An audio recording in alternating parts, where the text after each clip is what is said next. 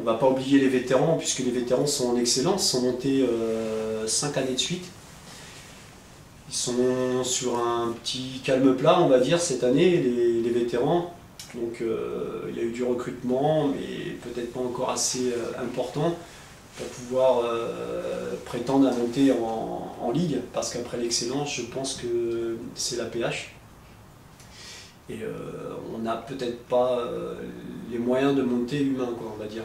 Donc ça fait 2 saisons qui stagnent en excellence, mais c'est un très très bon parcours. Donc je vais les nommer, hein, les responsables des vétérans, c'est Gilles Pelletier, Christophe Ménard. En 13 ans, nous avons Thierry Broyon et Serge Babé.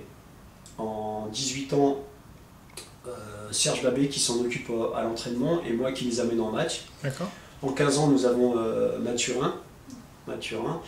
Et en école de foot, on a des parents qui s'en occupent. On a un initiateur 2, Pablo Fonkiwok, et nous avons Monsieur Youssouf qui est gardien aussi en équipe 1, en équipe 2 pardon, senior. Donc on a beaucoup d'éducateurs, 12 éducateurs fédéraux au sein du club, ainsi qu'une vingtaine de dirigeants. Voilà. D'accord, et pour revenir sur vous, quels sont les moments forts que vous avez vécu dans ce club? Les moments forts, il y en a eu beaucoup. Je suis arrivé comme joueur, donc au départ pas titulaire. J'ai fait ma place. Puisque je voulais être avant-centre, j'aurais eu ma place puisque l'entraîneur me voyait plutôt latéral, défensive.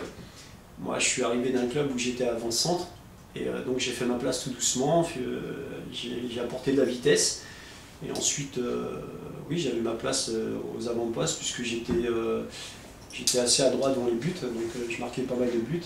J'ai pris ma place comme ça, donc beaucoup de matchs ici en senior. Mon point fort, c'est pas la technique, hein. Je suis très rapide, j'ai la bonne vision du jeu et une bonne finition devant les buts. Après, je ne veux pas dire que je suis très technique. Un bon souvenir de la Coupe de France. D'ailleurs, derrière, vous avez une photo. On a été au 3e tour de la Coupe de France avec Manille-Hongre, à l'époque en 3e division. D'accord.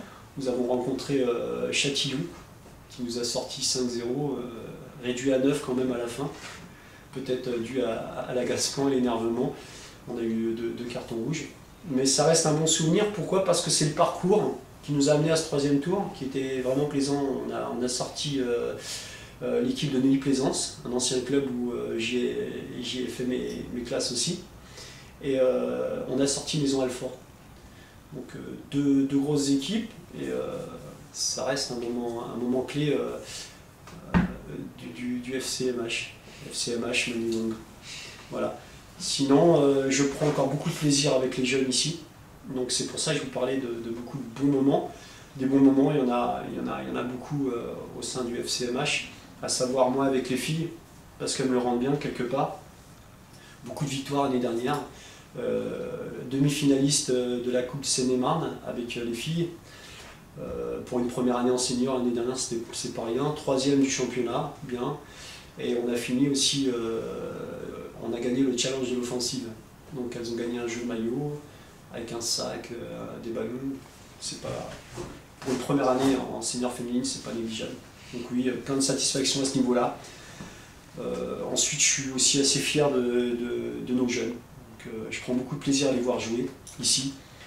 On ne peut pas me voir sur tous les matchs.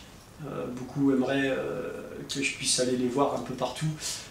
J'essaie de me couper en 3, en 4 si c'est possible. Je le fais le plus possible, mais je prends beaucoup de plaisir à les voir jouer.